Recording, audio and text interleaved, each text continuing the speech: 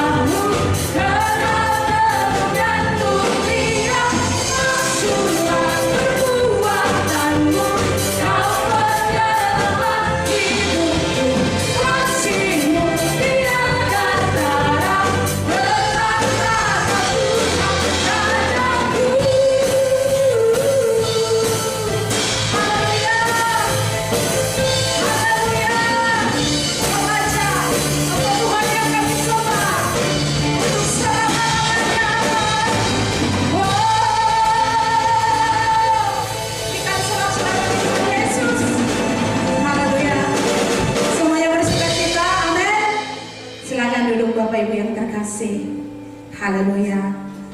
Sebelum kita mendengarkan firman Tuhan, mari kita siapkan hati kita, siapkan bencana kita untuk tempat firman Tuhan. Haleluya. Terima kasih ya Tuhan, pada saat pagi hari ini kami sangat bersyukur kepadamu. Engkau memberi hidup bagi kami. Kami sangat bersyukur kepadamu. Kami masih mampu melihat matahari bersinar, menghirup udara yang segar, bahkan mengucap syukur di setiap kali kami mengingat segala kebaikan-Mu dalam hidup kami. Terima kasih Yesus. Pada pagi hari ini, biarlah kami membawa seluruh hidup kami. Kami mau menyembah-Mu, kami mau meninggikan nama-Mu.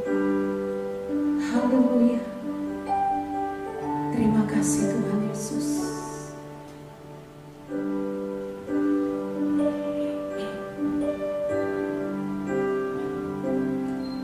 Ni是我许愿，是我力量，当我敬拜你，哦主，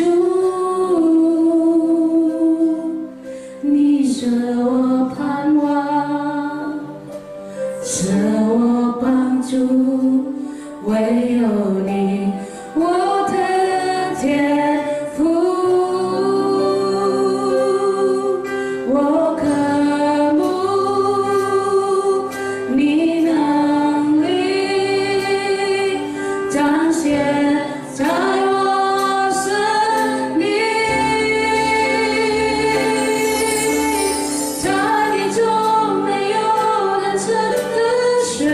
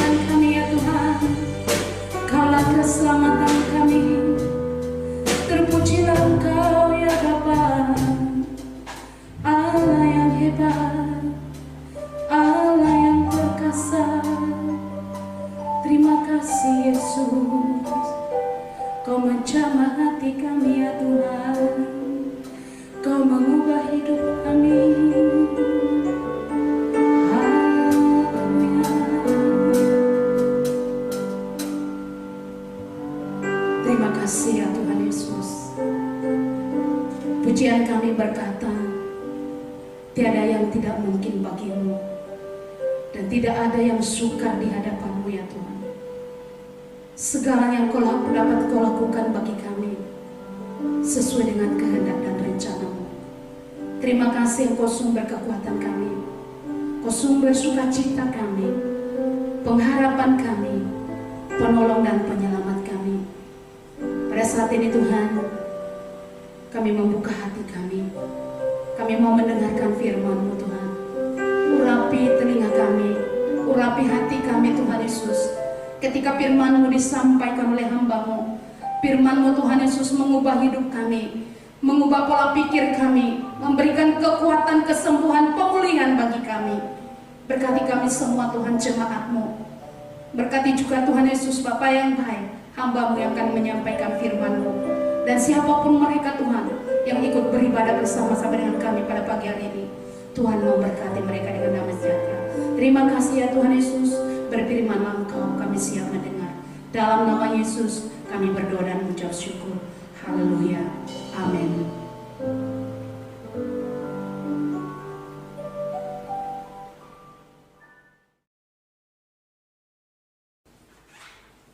Puji Tuhan. Shalom Bapak Ibu Saudara-saudara, kita persiapkan hati kita untuk menyambut kebenaran firman Tuhan.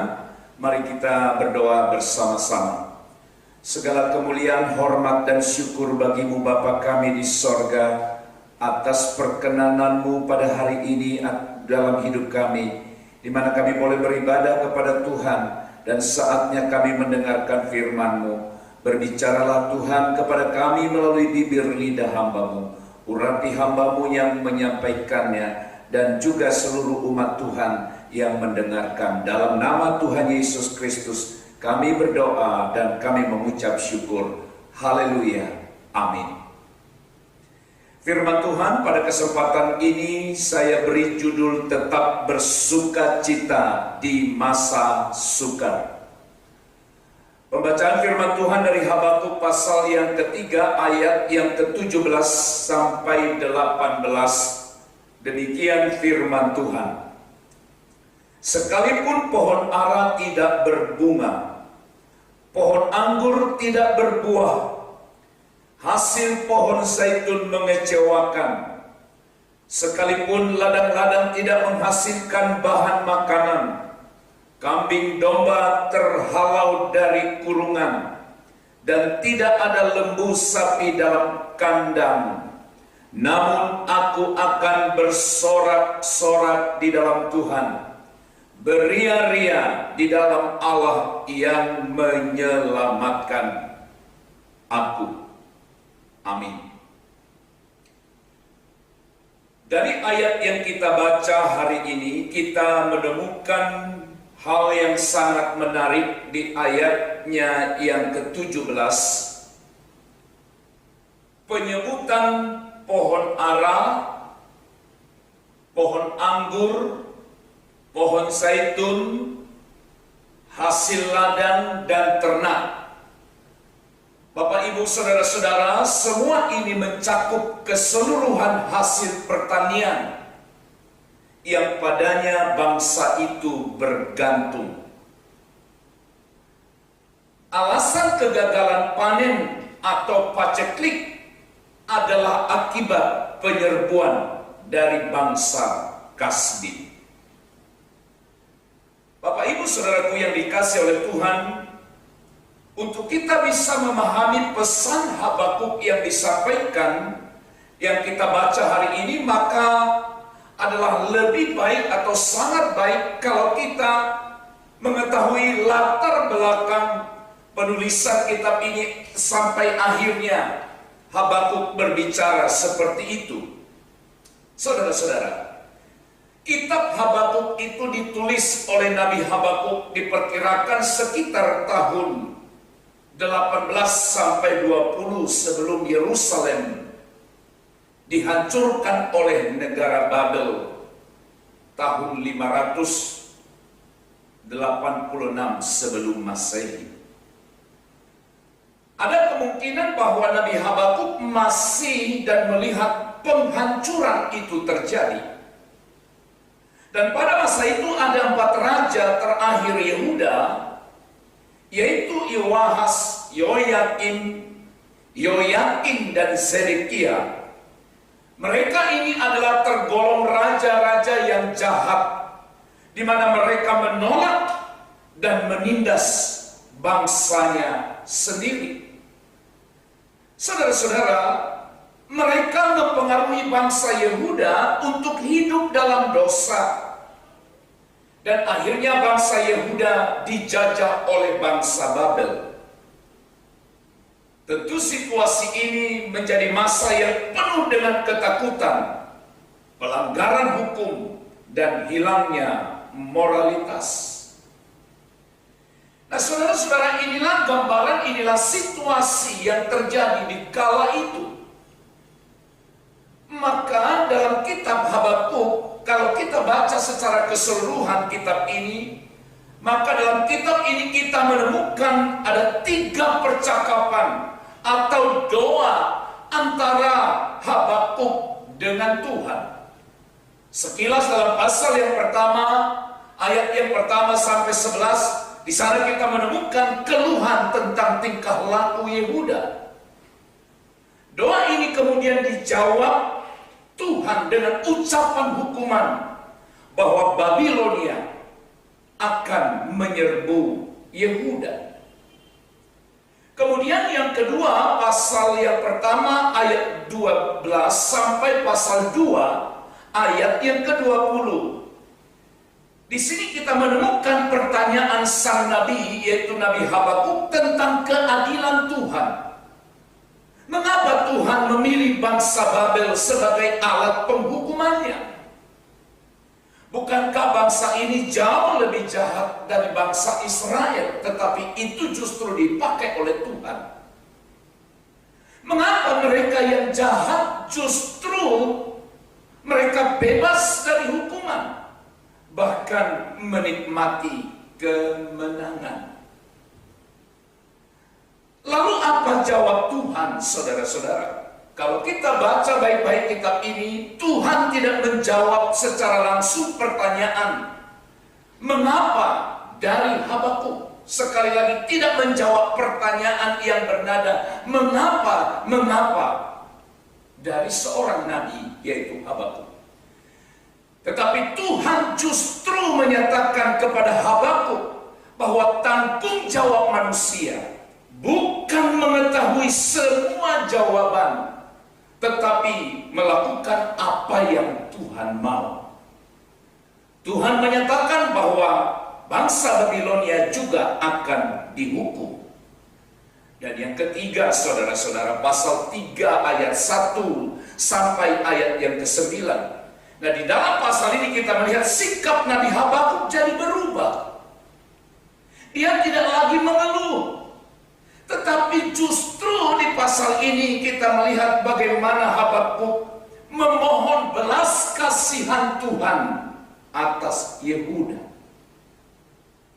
Bahkan di pasal ini kita menemukan bagaimana dia menutup doanya dengan sebuah ungkapan syukur yang menggambarkan iman dan pengharapannya kepada Tuhan.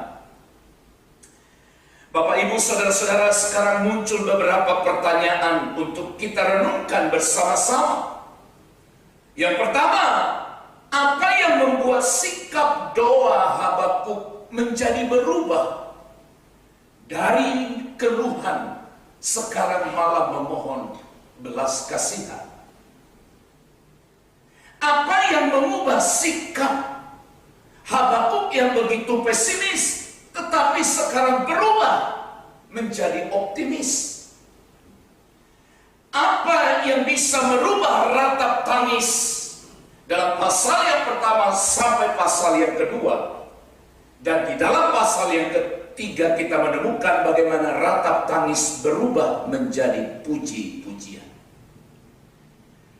Saudara-saudaraku yang dikasihi oleh Tuhan, Nabi Habakuk mengajak kita untuk percaya 3 hal tentang Allah ketika kita menghadapi masa sulit, masa sukar di dalam kehidupan kita.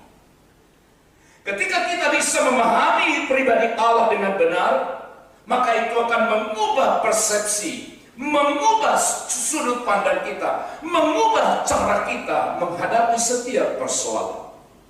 Nah, saudara-saudara, supaya kita mampu bersukacita di masa sukar seperti yang diajarkan, dilakukan oleh Nabi Habakuk, maka kebenaran yang pertama, saudara-saudara, kita harus percaya bahwa Tuhan tetap setia.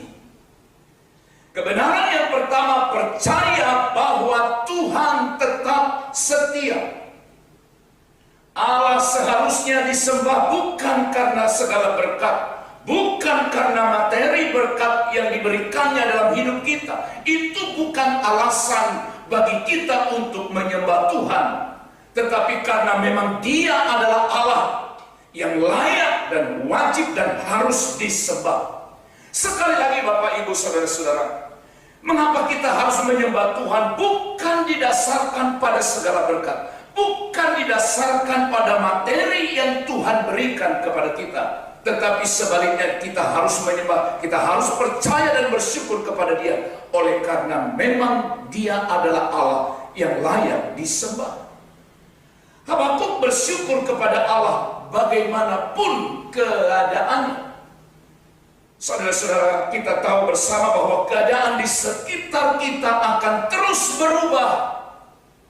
Tetapi ingat baik, Allah kita tidak akan pernah berubah. Maleakhi pasal 3 ayat yang ke-6 berkata bahwasanya Aku Tuhan tidak berubah dan kamu Bani Yakub tidak akan lenyap.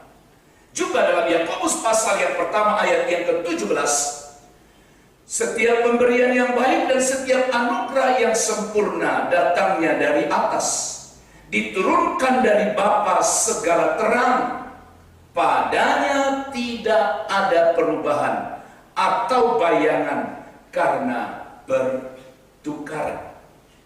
Jadi saudara-saudara, kita harus percaya bahwa kasih setia Tuhan tidak akan pernah berubah. Kebenaran inilah yang memotivasi Habakuk, sehingga yang tadinya dia mengeluh, yang tadinya dia komplain kepada Allah, sekarang telah berubah menjadi pujian dan ucapan syukur, oleh karena dia tahu, dia percaya bahwa kasih setia Tuhan tidak pernah berubah dalam kehidupan. Saudara-saudaraku yang dikasihi oleh Tuhan, hari-hari ini pun semua kita masih mengalami betapa sukarnya, betapa sulitnya banyak hal yang harus kita hadapi. Tetapi saudara-saudara, ingat dan percayailah bahwa kasih setia Tuhan tidak akan pernah berubah. Hal yang kedua, supaya kita tetap bersukacita atau mampu bersukacita di masa sukar, kita harus memahami pribadi Allah yang kedua, yaitu bahwa Allah akan menyelamatkan. Percaya bahwa Allah akan menyelamatkan. Ayat yang ke-18 tadi Habakuk berkata, namun aku akan bersorak-sorak di dalam Tuhan, beria-ria di dalam Allah yang menyelamatkan. Beria-ria di dalam Allah yang menyelamatkan. Kita harus percaya bahwa Allah akan menyelamatkan. Saudara-saudara, kata menyelamatkan di sini dalam bagian ini mengandung pengertian Dia akan menolong, Dia akan membawa kita keluar dari setiap pergumulan masalah yang sedang kita hadapi. Saudara-saudara, ingatlah bahwa kita ada selalu dalam genggaman Allah. Dia selalu menolong dan Dia akan membawa kita melewati masa-masa yang sukar ini. Yakinkan diri kita juga sebagaimana pemazmur dalam pasal 46 ayat yang kedua, Allah itu bagi kita tempat perlindungan dan kekuatan, sebagai penolong dalam kesesakan sangat terbukti. Ayat ini juga mengajar dan mengingatkan kita bahwa Allah akan menolong. Allah akan membawa kita keluar. Allah akan menyelamatkan kita dari setiap pergumulan yang sedang kita hadapi. Saudaraku yang dikasihi oleh Tuhan, kebenaran yang ketiga yang terakhir. Bagaimana Habakuk akhirnya mampu bersukacita di tengah masa yang sukar oleh karena pemahamannya tentang Allah itu benar. Pemahaman seperti apa yang Habakuk percayai tentang Allah? Bahwa dia percaya Allah akan menopangnya. Ayat yang ke-19, Habakuk berseru, Allah, Tuhan itu kekuatanku. Tuhan itu kekuatanku. Saudara-saudara, Habakuk percaya bahwa Allah akan menopang dia, bahwa Allah akan memampukan dia. Kekuatan kita terletak pada Tuhan, bukan pada diri kita sendiri. Kekuatan kita pada Allah, Dia yang menopang hidup kita sampai hari ini. Saudara-saudaraku yang dikasihi oleh Tuhan, barangkali kita semua masih ingat bahwa masa-masa seperti yang kita hadapi yang belum berakhir sampai hari ini, khususnya bagi bangsa dan negara kita yang dimulai pada awal bulan Maret sampai hari ini. Banyak orang berkata kita sudah berdoa, kita sudah berseru kepada Tuhan, lalu apa tandanya, apa buktinya? Saudara-saudaraku, kalau saudara dan saya boleh ada bertahan sampai hari ini, itu menunjukkan bahwa Allah menopang kehidupan kita. Rasul Paulus berkata dalam Filipi pasal 4 ayat 13, segala perkara dapat kutanggung di dalam Dia yang memberi kekuatan kepada. Menghadapi masa sukar, saudara jangan andalkan diri sendiri. Jangan andalkan pertolongan manusia, tetapi carilah Tuhan dan carilah pertolongannya. Yesaya pasal 40 ayat 31 Alkitab berkata, orang-orang yang menantikan Tuhan mendapat kekuatan baru. Mereka seumpama raja wali yang naik terbang dengan kekuatan sayapnya. Mereka berlari dan tidak menjadi lesu. Mereka berjalan dan tidak menjadi lelah. Saudara-saudara, kekuatan kita, pertolongan kita datangnya dari Tuhan. Habakuk berkata, ia membuat kakiku seperti kaki rusa. Ia membuat kakiku seperti kaki rusa. Kaki rusa melambangkan kekuatan, melambangkan ketangkasan, dan melambangkan kecepatan. Saudara-saudara, ketika kita tidak mampu lagi untuk berdiri, Tuhan akan menganugerahkan kekuatannya kepada kita. Saudara, Nabi Habakuk menutup doanya dengan berkata, ia membuat kakiku seperti kaki rusa. Ia membiarkan aku berjejak di bukit-bukitku. Saudara-saudara, ketika kita berada dalam lembah kekelaman yang sangat dalam sekalipun, Tuhan akan memimpin kita ke tempat yang tinggi. Oleh sebab itu, saudara-saudara, belajar dari apa yang Habakuk alami dan dia lakukan. Di awal kehidupannya ada keluhan, ada pergumulan, ada semacam komplain kepada Allah. Oleh karena banyak hal yang terjadi, seharusnya tidak seperti itu yang terjadi menurut apa yang Habakuk pahami. Tetapi di pasal terakhir dari kitab yang dia tulis, sekarang semua berubah. Dari keluhan, sekarang berubah menjadi ucapan syukur, memohon belas kasihan Allah. Saudara-saudara, agar kita mampu bersukacita di masa yang sukar sekalipun dalam hidup kita, maka 3 hal yang harus kita pahami tentang pribadi Allah. Yang pertama, percaya bahwa Tuhan tetap setia. Yang kedua, percaya bahwa Tuhan akan menyelamatkan. Dan yang ketiga terakhir, percaya bahwa Allah akan menopang kita.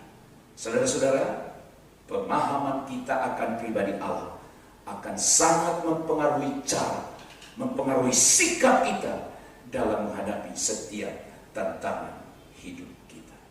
Oleh sebab itu, saudaraku yang dikasih oleh Tuhan, kita harus selalu bersyukur, kita harus selalu bersukacita, oleh karena kita memiliki pemahaman yang benar tentang pribadi Allah. Dia hidup, dia peduli akan keberadaan kita sampai hari ini.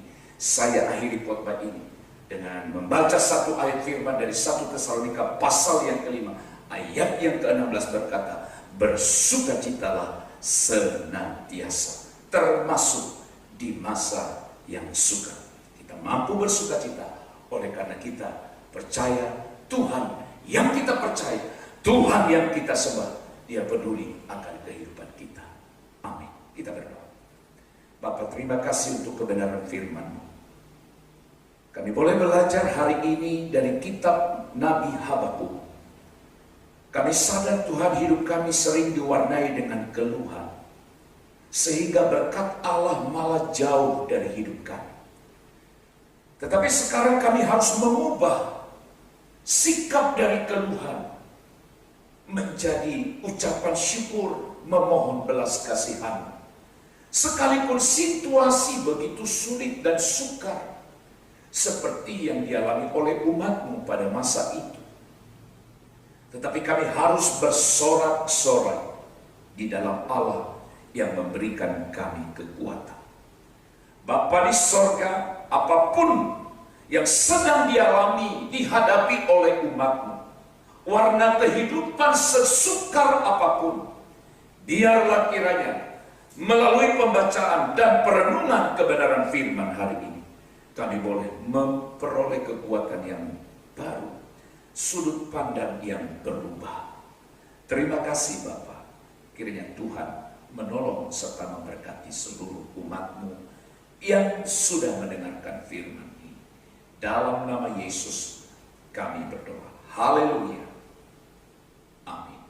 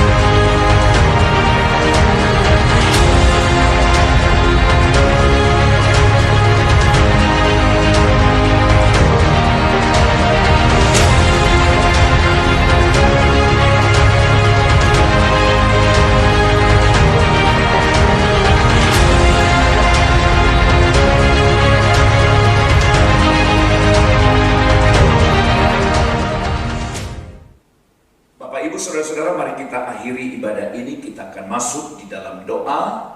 Dan saya percaya sesuai dengan firman yang barusan kita dengar, kita percaya masih ada harapan. Sekalipun keadaan-keadaan yang sedang kita hadapi hari-hari ini belum jelas, belum menunjukkan satu tanda-tanda yang lebih baik. Tapi kita percaya Tuhan pasti menolong kita. Mari kita satukan hati, kita berdoa.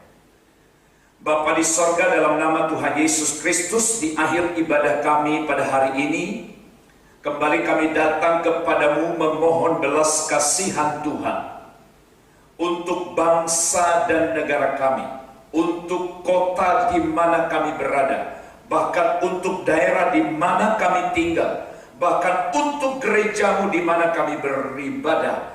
Tuhan, hari ini kami bersehati memohon kepada Bapa di sorga.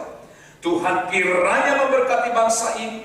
Tuhan kiranya terus memberkati serta melindungi seluruh umat-Mu, seluruh jemaat-Mu, khususnya jemaat yang terhisap di Gereja Bethel Indonesia Avia Cemara. Tuhan menolong, Tuhan memberkati, Tuhan melindungi seluruh umat-Mu. Bahkan secara khusus hamba-hamba-Mu Tuhan yang dengan tetap setia melayani di masa-masa yang sukar ini. Tuhan tolong mereka, Tuhan berkati mereka. Bahkan kami tetap berdoa supaya gereja ini Tuhan pakai untuk memenangkan jiwa, bahkan menuai jiwa di masa-masa yang sukar sekalipun. Berkati hamba-hambamu, mulai dari Ibu Gembala dan seluruh staf, para pelayan Tuhan dan pengerja. Tuhan berkatilah mereka. Terima kasih Bapa di sorga, terima kasih masa depan gerejamu, masa depan pelayanan kami, bahkan masa depan kehidupan kami sekaliannya, kami tetap persembahkan, taruhkan di dalam tangan Allah yang kuat. Terima kasih Bapa, terpujilah namamu. Sekarang Bapa di sorga, berkenanlah Tuhan untuk mengulurkan tanganmu atas seluruh umatmu dan berkatilah mereka. Bapak Ibu saudara-saudara yang dikasihi Tuhan, arahkan hatimu sekarang kepada Tuhan. Pulanglah, terimalah damai dan sejahtera dari Allah Bapa di sorga. Kasih karunia Tuhan Yesus Kristus dan persekutuan Roh Kudus, itulah kiranya memimpin, menghibur dan menyertai kita sekalian hari ini, esok, bahkan kekal, sampai selama-lamanya, sampai Maranatha Tuhan datang kembali. Dalam nama Yesus kami berdoa, kami mengucap syukur. Haleluya, haleluya.